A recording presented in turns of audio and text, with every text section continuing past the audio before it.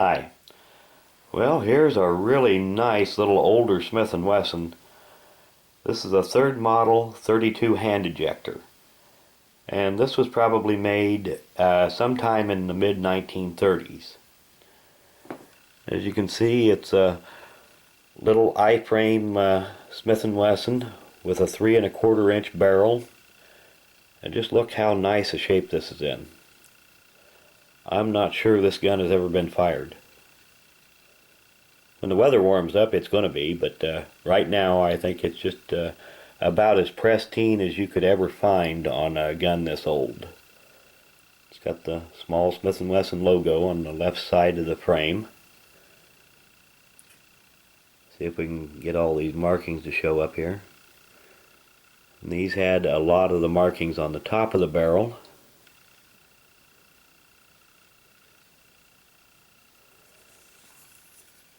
And the Made in USA down here on the right hand side of the frame, and the caliber designation, which is 32 Smith & Wesson long. Also fires the standard 32 Smith & Wesson, which some people call a 32 Smith & Wesson short. And here is one of the cartridges. And at one time these were a very popular cartridge. And they were often carried by police officers even though they're not a whole lot more powerful than a 22 long rifle. A little bit, but not much. Just for comparison, here's a couple of more common cartridges, a 38 Special and a 9mm Luger, just for size comparison. But as you know, size has the cartridge has little to do with how much power it has. The 9mm there is the smallest one of the bunch and considerably more powerful than either the 38 Special or the 32 Smith & Wesson. The 38 Special is probably about half again as powerful as the 32 Smith & Wesson. But like I said, this is just a beautiful little gun. Got this at an auction recently. Of course, on these you'll find the serial number on the bottom of the grip frame. But like I said, I'm not sure this gun has ever been fired. It's a 6-shot.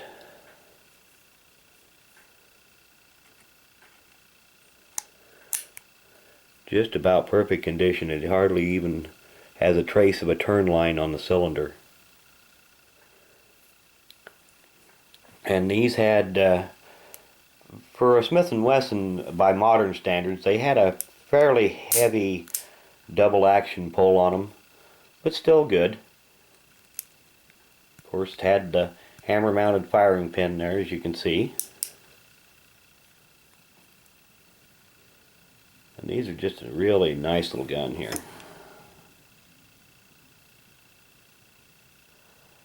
It locks up very tight.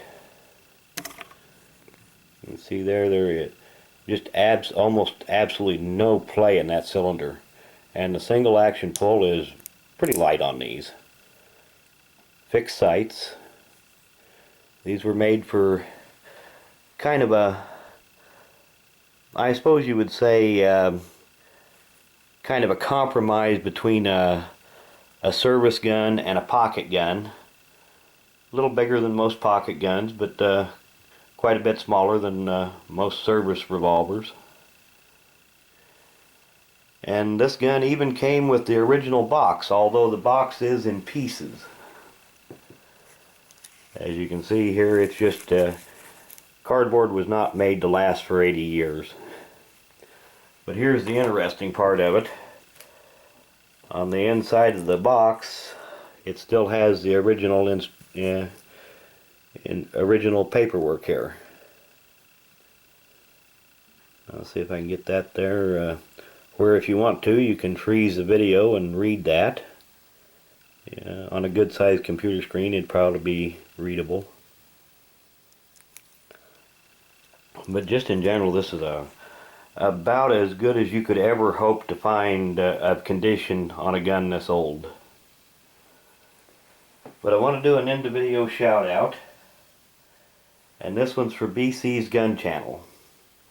And he's got quite an impressive collection of older firearms. You should go and check it out. I'll put a link to his channel in the description of this video. If you get a little free time, go check it out. Thanks for watching.